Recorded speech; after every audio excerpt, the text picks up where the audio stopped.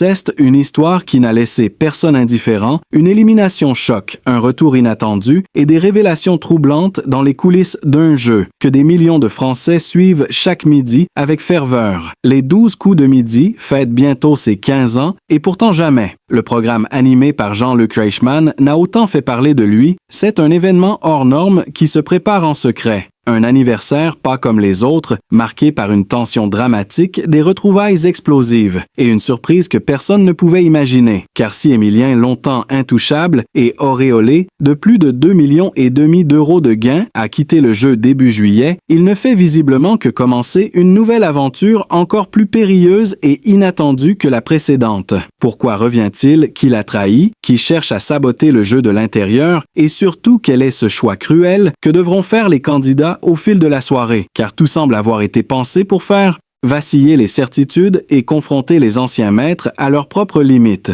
Rien n'est laissé au hasard, une mécanique implacable, où les alliances se font et se défont en quelques secondes, où une seule erreur peut tout faire basculer, où l'on pourra voir un chouchou éliminer son propre champion préféré. Et dans l'ombre, un mystère plane, une fuite lourde de conséquences. Une trahison révélée par Jean-Luc Reichmann lui-même. Alors qu'il ne cache plus son exaspération, ce prime ne sera pas qu'une simple célébration. Il pourrait bien bouleverser définitivement l'histoire des 12 coups de midi des anciens candidats, qui n'auraient jamais dû revenir des maîtres de midi, mis en danger une course contre la montre pour 2 000 euros. Et surtout, l'honneur de briller une dernière fois sous les projecteurs. Un rendez-vous que les téléspectateurs ne sont pas prêts d'oublier. Alors si vous ne voulez rien manquer de ce retournement de situation incroyable, abonnez-vous dès maintenant à notre chaîne pour ne pas rater les prochaines révélations. Personne ne s'attendait à ce retournement brutal sur le plateau. Les caméras étaient à peine prêtes que déjà les regards se croisaient avec tension.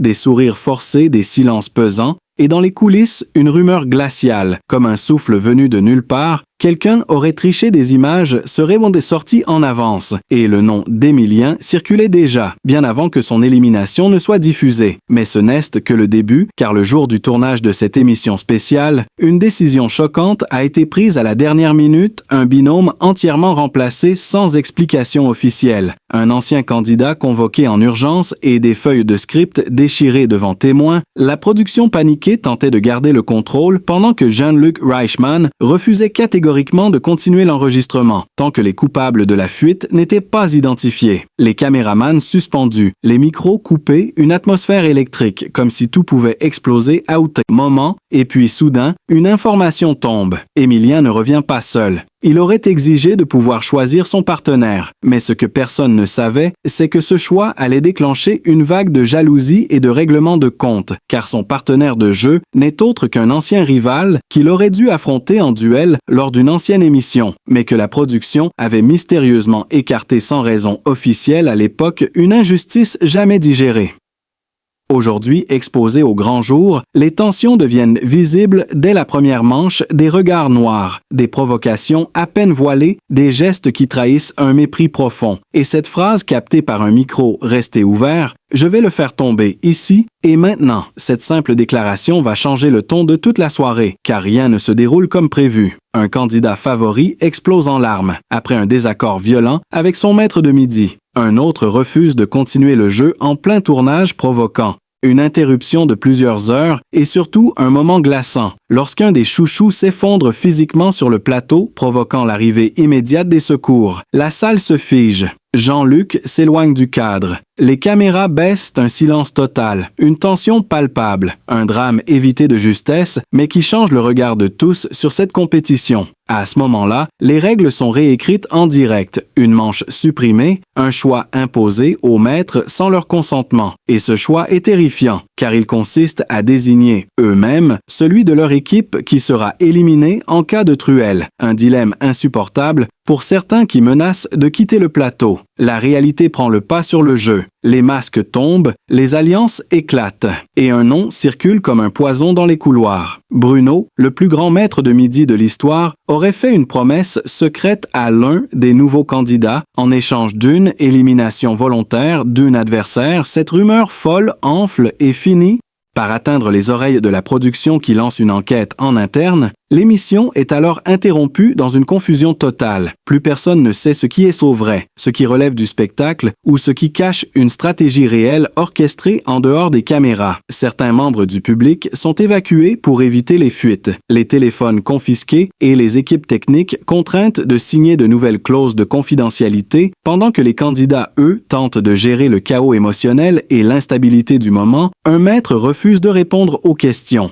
Un autre se met à crier sur un membre du staff, provoquant une vague de panique dans les loges. Et au cœur de cette tourmente, Émilien reste étrangement calme, presque froid. Certains y voient de la concentration, d'autres de la manipulation. Car au moment crucial du choix, celui qui doit décider lequel des 2 maîtres de midi reste en lice. Le chouchou, qualifié, fait un choix totalement inattendu, à contre-courant de toutes les stratégies apparentes, il élimine celui qui venait de lui faire gagner la manche, provoquant une onde de choc dans la salle, un choix incompréhensible qui déclenche une cascade de réactions.